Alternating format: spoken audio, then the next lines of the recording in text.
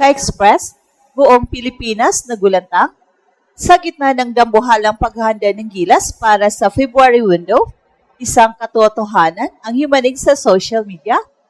Kahit gaano pa kalakas ng ating bagong rooster, ang presensya ng isang Kai Sotto ay selyado pa rin hinahanap-hanap. Sa basketball, you can teach height. At ang pagiging legit 7'3" ni Kai ay isang dambuhalang tactical advantage na hindi kayang tapatan ng kahit sinong player sa Asia. Bakit nga ba sa bawat offensive at defensive set ni Coach Tim, tila laging may bakanteng espasyo na para lang sa ating Kaizu? Himayin natin ang rim protection conflict, bagamat nariyan sina AJ Edo, Junmar Fajardo, Quentin Meliora Brown, ang gravity na nilikha ni Kai sa ilalim ng ring ay selyado ng kakaiba. Ang conflict na hinaharap ng gilas ngayon, kung wala si Kai, ang ating interior defense ay magiging vulnerable sa mga physical teams tulad ng New Zealand. At himayin natin ang emosyon ng mga fans. Maraming nagsasabi na ang gilas ay iba ang bagsik kapag ang isang 7'3" ang nagbabantay sa paint. Selyado na ang ating hinala kahit anong adjustment ang gawin.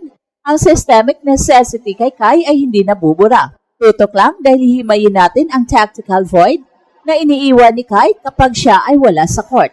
Huwag kayong aalis dahil sa dulo ng video ito, ibibigay namin ang aming fearless forecast. Makakakita ba tayo ng emergency activation kay Kai sa huling sandali? At siguraduhin na nakasubscribe ka na para sa ating Gilas Power Ranking updates.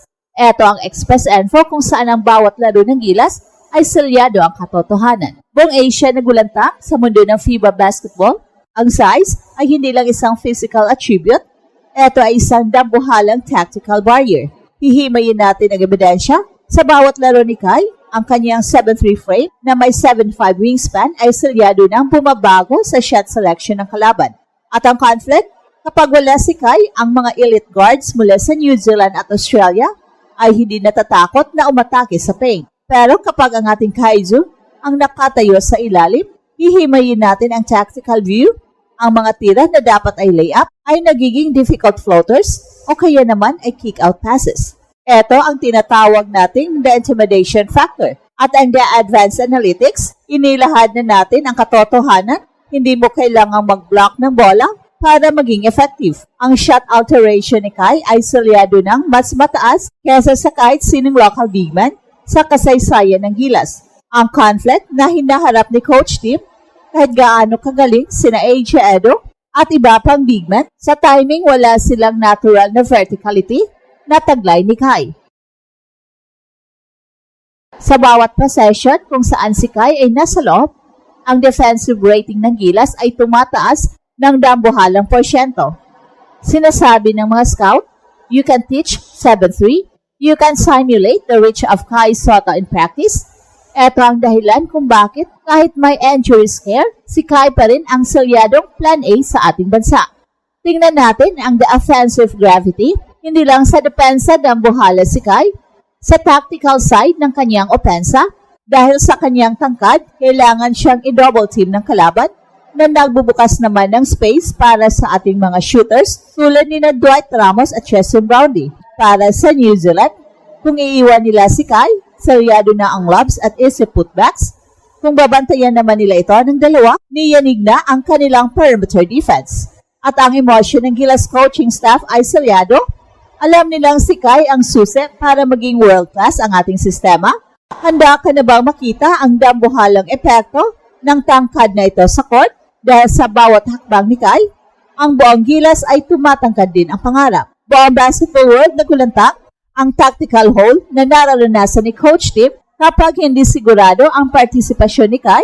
Titingnan natin ang conflict sa loob ng playbook. Ang triangle system at motion offense ni Coach Tim ay nangangailangan ng isang post hub na marunong pumasa at makakita sa ibabaw ng depensa.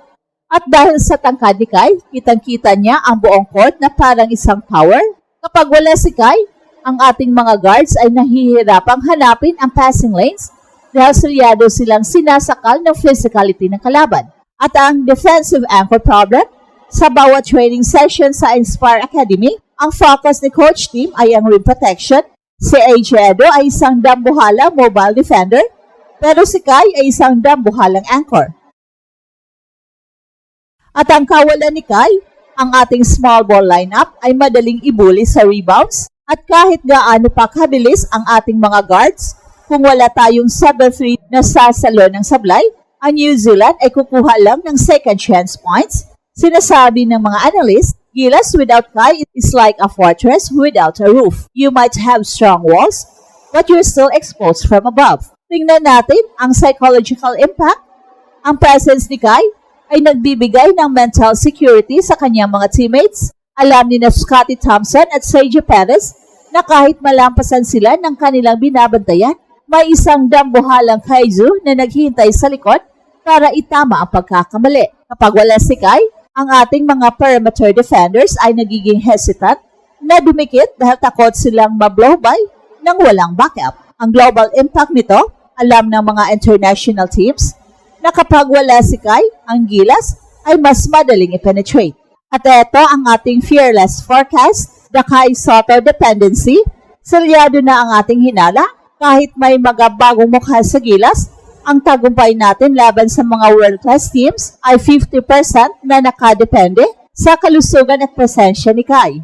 Si Coach Tim Cone ay handang mag-antay hanggang sa huling segundo para kay Kai dahil alam niyang ang isang legit 7-3 ay hindi basta-bastang napapalitan ng hustle o puso lang. At handa ka na bang makita ang maling pagyanig sa Maua Arena sa bawat block ni Kai?